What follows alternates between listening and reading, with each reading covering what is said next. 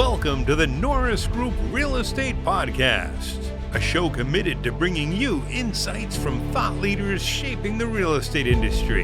In each episode, we'll dive into conversations with industry experts and local insiders, all aimed at helping you thrive in an ever-changing real estate market, continuing the legacy that Bruce Norris created, sharing valuable knowledge, and empowering you on your real estate journey. Whether you're a seasoned pro or a newcomer, this is your go-to source for insider tips, market trends, and success strategies. Here's your host, Craig Evans. Hey, thanks for joining us again. Here's part 2 with Paul Herrera. So as far as seller commissions, sellers, in this NAR agreement and everything coming out of it, it says sellers may pay smaller commissions, allowing them to keep more of the proceeds from the sales. So I guess the question is, with the market where it's currently at right now, kind of nationwide, some sellers, you've got some sellers that are offering bonuses. You got others that are going in and wanting to offer discounts and saying, hey, I only want to pay, instead of paying my 3% side, I only want to pay 2 or 2.5%. Where do you see this starting to shake out for the agents, brokers, and really the industry as a whole? It totally depends on what happens within the housing market itself. If you have just forever housing shortages and fast sales, quick transactions, then those scenarios are where sellers agents have some trouble showing the value that they bring to the transaction, especially if it's uncomplicated. You don't have a lot of pieces left in there. I don't know where the commissions and the compensation part truly goes. What becomes normal, what isn't normal. When I hear stories about, well, they only pay, whatever it is, 1% in Australia or a flat fee in some other country. Well, I have no idea what the broker's responsibility is in those places. Because we have areas, even in the United States, where, you have a broker involved in transaction, but you also have lawyers that are involved in actually with the finer points of transaction. And those are all expenses that are settled within the transaction. So it really depends on what someone is being asked to do. You go back to at least this last decade, and you saw the rise of ultra low cost brokerages, tech field, right? Yep. And when you looked at the fine print, it wasn't that low cost. It was.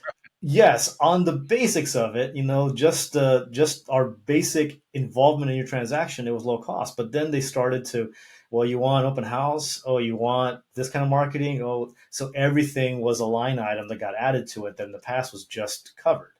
They were the Spirit Airlines and the realtors, were Delta. Right, exactly. And they were charging for every piece. Oh, the luggage is, this piece of luggage, the next piece of luggage, you want a better seat. And then eventually everybody became Spirit to some extent. Everyone started charging for baggage. Everyone started charging for individual pieces. Not as much as those did, but certainly it happened. And the end result was not really a whole lot of cost savings on the part of the consumer, just a lot of fragmentation within those industries. And now you see a pushback nationally, and I know in California, against a lot of what they call hidden fees, which are just a lot of additional things saying, well, we're just offering this, but if you want all these other things, we'll add that to it. So for some period of time, maybe that's the model where you say, okay, every time you need me to write an offer, that's $300 or $200, something like that. I don't know how that's going to work. Every counter is going to be X amount. You want me to show up for the home inspection? Well, that's 2 hours of my time. You want me to, be there for the walkthrough? Well, all these things that were a service that was just included within the overall cost. So these things must be compensated, or nobody's going to do them. Right. So on the seller side, yeah, perhaps the seller is able to decide, Yeah, I'm not going to pay for it, so the buyer can. Often buyers cannot. So, now what? Is it a scenario in which we say, okay, the buyer side broker is going to receive, $8,000 out of this transaction? That's what was negotiated between buyer and seller. So the seller agrees to sell property for $800,000. We're going to make that $808,000 because we're also going to include that in the sales transaction. And regulatorily, we've got the AOK from the loan backers to do that. So long as the home appraises, that's going to be the Right. next the That's next issue. always the kicker. Yeah, and so for the seller, yeah, I guess there's an extra $8,000 that's just put into it. It used to be there anyway. It was just then pushed through to the buyer side in the at the end of escrow. How's it work now? I mean, there's just a lot to adjust to. I think at the end of the day, I'm going to be surprised if, and I could eat my words on this, but I'll be surprised if we see a massive change in the number from a value perspective. I mean, is it going to go from a 6%, on both sides of the aisle, combined to now all of a sudden we're at 4? I would be very surprised at that because that's forcing. At that point now we're forcing, both sides are saying, hey, I'm willing to take that steep of a commission break, right? Mm-hmm. I would be surprised at it. Like you say, there could be, but I agree with you. I think there will be more people that will start to say on that buyer side of the transaction that, well, okay, I'll do it at 2% or a point and a half, but and you're going to pay additional line item fees for every time we do this. Here's my cost. Yeah. At the end of the day, you typically add up with either the same, if not more. Mm-hmm. You know, No, that's very possible, especially on the buy side. You look at recent years where buyers agents were making 15, 20, 30, 40 offers on behalf of their buyers and spending, hours a week over the course of months. All of that, again, uncompensated. right? That becomes, I mean, it really has been unsustainable the last few years. It's not something that the buyers agents weren't doing it because it was a great way to make a bunch of money. They were doing it because it was a great way to build your network, to Right. connect with now what will be. And they never thought it would take 40 offers, from a qualified buyer to get into the first house, or that they would be a year and a half in and finally give up because values had gone too far and interest rates had gone too far. They never thought that Right. that was going to be the case, right? But that's but they're willing to treat it somewhat as a loss leader in terms of quality of life, not necessarily money, in order to build their network, build their connections. Now you have a buyer who becomes a seller, 8 years down the line, and all these other things that were part of the investment in your career. Now the investment in a career, when you're breaking it down on the front end, I guess the buyer is going to be investing in a career. I'm not sure. Right. Yeah. And you hear me with a lot of almost every statement I make ends with a question mark because I'm not sure. Exactly. Well, and that's like we talked about earlier. I mean, listen, I don't think everybody's got every answer right now. But it's the conversation, and it's part of, again, we want our listeners to be aware these are the things that's happening today, right? Yeah. So let me ask you this. One of the other things, or let's talk about it.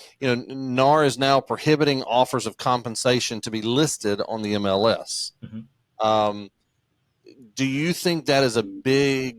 I mean, do you have any ideas on that? Do you think it's a big, impactful change? What's your thoughts? It is an impactful change. I mean, I don't think there's any way to deny that.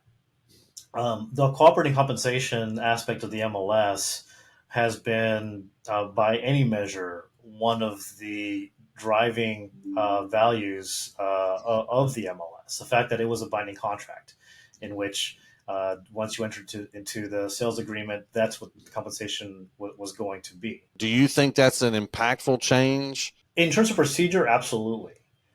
In terms of compensation and what the ultimate result is, I'm not sure.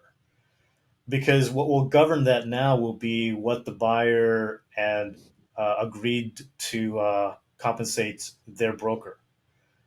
Right. And so the agreement won't be through the MLS, it'll be through what they agreed to.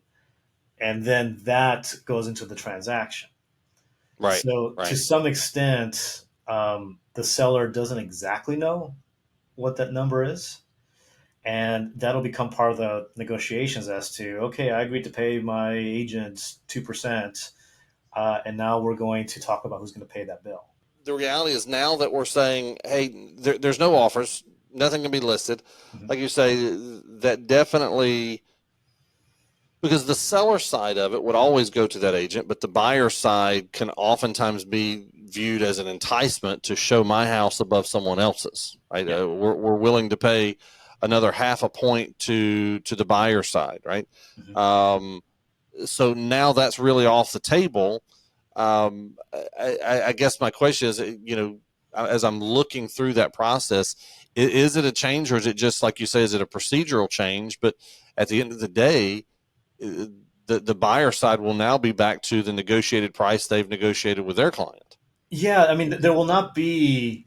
I can't think of a way in which there will be a financial incentive to bump your listing, to the top of the pile, in the Right. eyes in the eyes of the agent.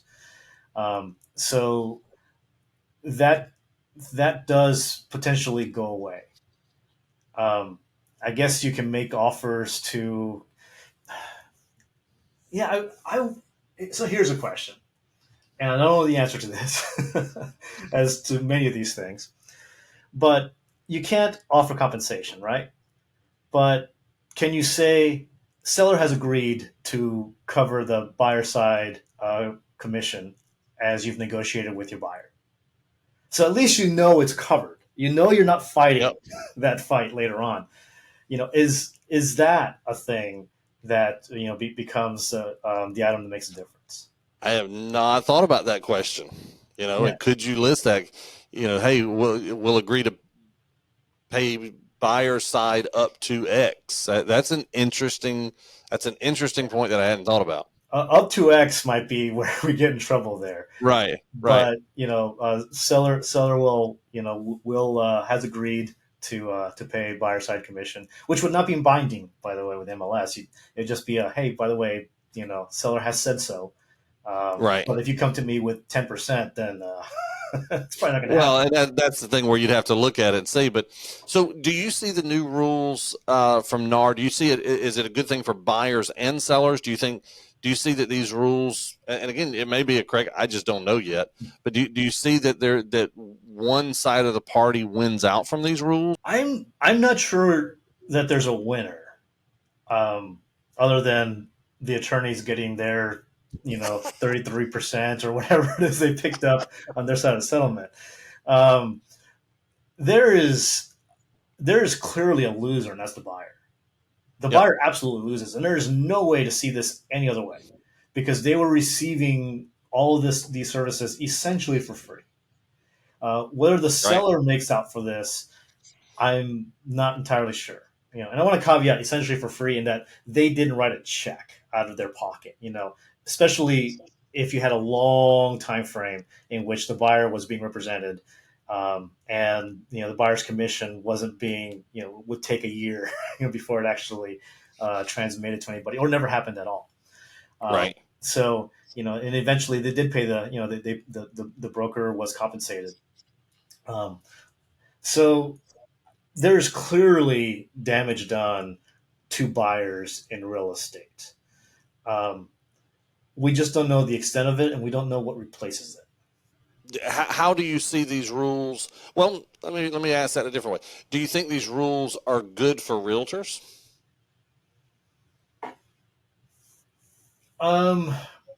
It's a disruption in the way realtors function on a day-to-day basis. Disruptions are never comfortable, Yeah. and they have to update training. They have to update procedure. Um, there's been, especially in California, and I can't speak to Florida here, but in California, there's been a long-term encouragement to have buyer broker agreements, to talk these things through, to list Okay. out what the compensation expectation was. Now, when the compensation was listed in the MLS, then that was what ruled the compensation. But definitely to have agency agreements and not let this be an informal practice. And that concept should not be new to a lot of people in California if the agents were following, that guidance, to protect themselves in the case of concerns later about agency relationship. Um, the fact that it gets formalized now, if they were doing it before, it should ease that transition by formalizing what was highly, highly recommended but not required by law or by practice or by us.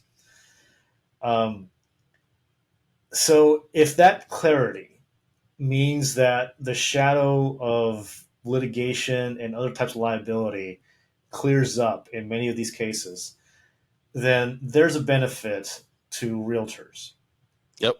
If it doesn't clear up that shadow of liability and creates a number of new shadows of liability that lurk over the transaction, then there's a lot of issues there. But in the meantime, there's a lot of adjustments to happen. And adjustments are not, usually something that people willingly walk into, especially when the end result doesn't mean I'm going to get a big raise. It's I'm trying to hold on to the revenue that I was receiving before or something near it.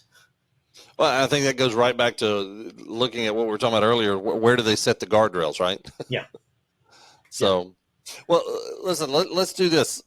Let's jump back into some of just the normal craziness of California elections, right? There's enough drama that happens in California elections. So for our listeners, whether they're realtors, whether they're investors, whether they're in the real estate industry from a business professional side, is there anything in this year's ballot that realtors and real estate investors should be worried about? There's a couple of things. Real estate investors, let me start there. We have, let me get the prop number on this. Just they finally assigned proposition numbers. Proposition 33 in California. It would repeal a law that we helped to create about almost 30 years ago now called Costa-Hawkins. And what Costa-Hawkins accomplished in California is it sets guardrails around what local governments can do when it comes to rent control. So in California, local jurisdictions can enact rent control, but there's certain things they can't do with it. Number one, they cannot attach it to brand new construction. So there's it used to be anything from 1997 on. Now it's anything in the last 15 years. So any property that's less than 15 years old cannot be rent controlled, unless it's government subsidized, and there's other restrictions on there. Number two, it doesn't allow rent control on single family 1 to 4 from local jurisdictions. Number three, it doesn't allow what's called vacancy control, which is New York style rent control where the unit is rent controlled, not the contractual agreement between the tenant and landlord. So if the previous tenant was paying below market rates, the next tenant gets the same rate plus whatever bump is allowed under rent control ordinance. That and there's a few other details, but those are the main things that Costa-Hawkins keeps from happening. So cities and counties can't go nuts when it comes to rent control. Doesn't stop them all the time, but the guardrails exist. So Prop 33 aims to fully repeal those provisions. And communities like, some Bay Area communities, Los Angeles, which has very aggressive rent control, Santa Monica and other areas, could now do those things. And essentially forever encumber, a piece of property through vacancy controls, and significantly impact the marketplace, especially for single family and smaller property owners. That becomes possible. Will it happen? I don't know, but it becomes possible. So that's a big deal. Yeah, Prop 33 then would be a big deal for investors. Yeah. They've tried this before. It's not the first time. And the voters have rejected it on a couple of occasions now, including by almost 20 points when it was Prop 10, I think, or Prop 5 back in 2020. So we're very hopeful that the voters will reject it again. They generally have, but you never know. The other one, there were actually several things directly on the ballot, but a couple got knocked down. The other one that we have a major concern about is a workaround on Prop 13 to make it easier to raise taxes. So right now, under Prop 13, if you want to propose a new bond that you can't afford as local government, so you have to make an assessment on property taxes, you need 2/3 of voters to approve that new bond. Um, that's a Prop 13 requirement that was followed up with Prop 218, but all wrapped up in the same set of protections. Uh, Yep. Prop 3 would now allow that threshold to be 55% instead of 66 and 2/3%, making it Wow. much easier to raise those taxes. There are certain restrictions Absolutely. around that, but it's a lot easier to get 55% than it is to get 2/3. Yep. And those assessments act the same way as a property tax increase and raise our level of concern when it comes to what happens later on. We did, our state association did negotiate changes to that, limit its effectiveness, limit its impact, Okay. and they're moving to, to potentially being neutral on it. At the local level, we've looked at it and we're not ready to change our position on it. We remain at this point opposed. Okay. All right. So did Ivar have any effect and get into any of that at all, or? Through our state association is the one negotiated those items. Okay. Okay. All right. And we provide feedback on where that goes. But we do have concerns that the protections don't go quite far enough. As we're starting to wind down, I've got a couple of things I want to ask real quick, but I'm always amazed to watch some of the stuff that comes out of California from a policy perspective, right? Yeah. So you've been there a while. What is the craziest potential law that you've seen proposed and could be proposed again? Whether California, Florida, I would imagine probably California, but what's the craziest thing you've seen? I'll give you two. One was a couple of years ago, a lawmaker in California introduced a bill that would create a new capital gains tax on proceeds of any property sold within 5 years of it being purchased. So you would have, I think he was proposing 20% of state taxes.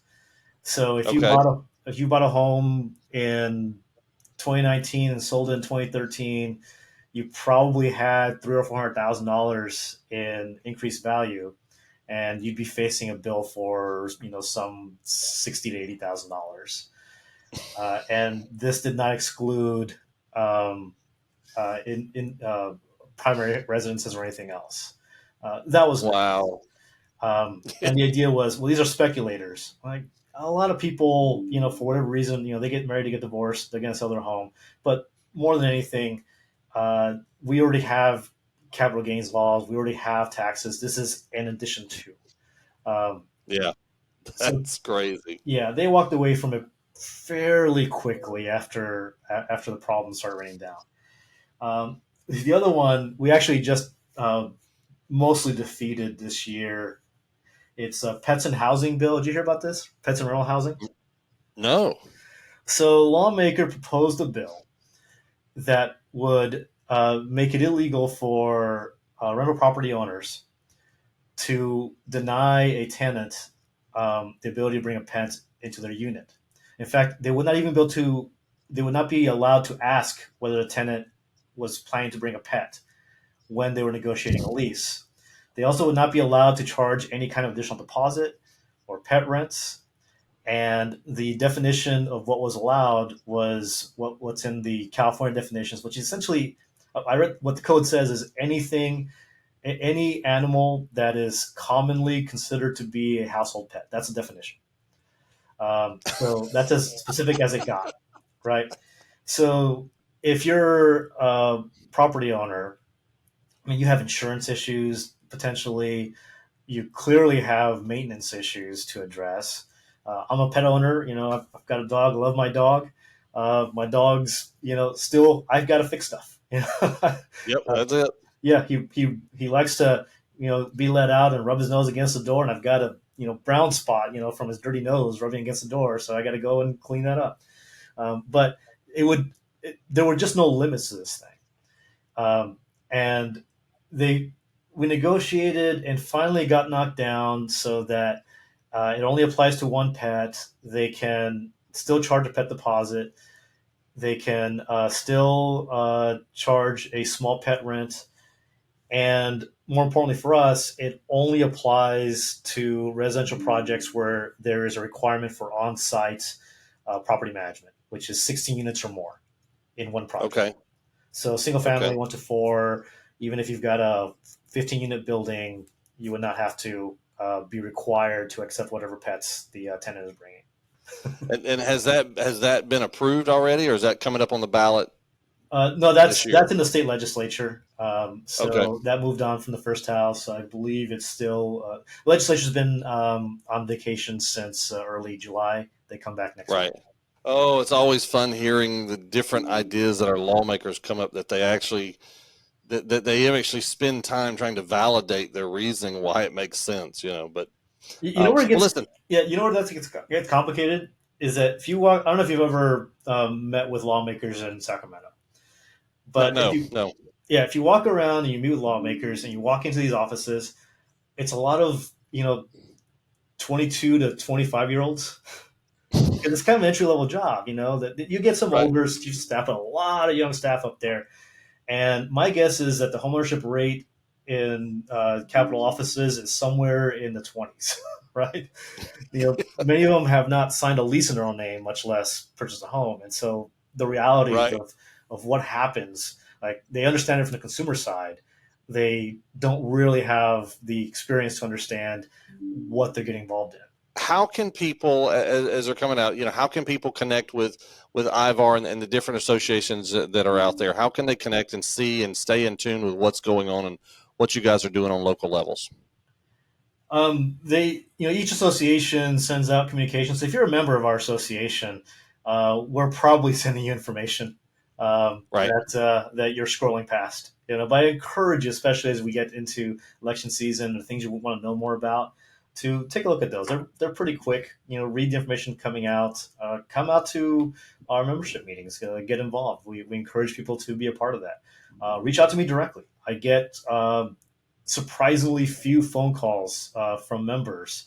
That I'm always happy to talk to members. That's how we find out things that are going wrong, and we start to try to change things. We get I'll hear about complaints that have been going on for a couple of years. Like, why didn't you call me? We could have done something about that. So Right. I encourage members, give me a call. My cell phone's on the website, 951-500-1222. That's my cell phone, or ring right here. And I love talking to members about, what they're dealing with. Stay engaged in the issues we're working on, because some of them might be affecting your clients today. Some of them might be information that your clients need to know, because, laws often change on January 1st. And what happens between now and January 1st might impact materially your clients. So know what's coming. So read the stuff. There's a lot of sources of information provide. The state association provides information that they can sign up to receive. And if people ever have a question about any of it, give me a call. Tune into podcasts like yours here. Invite me out to your offices. Invite me out to speak to your groups, and I'll take any questions. Again, Paul, I appreciate you taking the time to be with us today and giving our listeners information. So, guys, this is going to be it with Paul for today. Thanks so much. Have a great day, everybody. Thank you, Craig. Appreciate it. Enjoyed it very much. For more information on hard money loans, trust deed investing, and upcoming events with the Norris Group, check out thenorrisgroup.com. For more information on passive investing through the DBL Capital Real Estate Investment Fund, please visit dblcapital.com. The Norris Group originates and services loans in California and Florida under the California DRE license 01219911, Florida Mortgage Lender license 1577, and NMLS license 1623669. For more information on hard money lending, go to thenorrisgroup.com and click the hard money tab.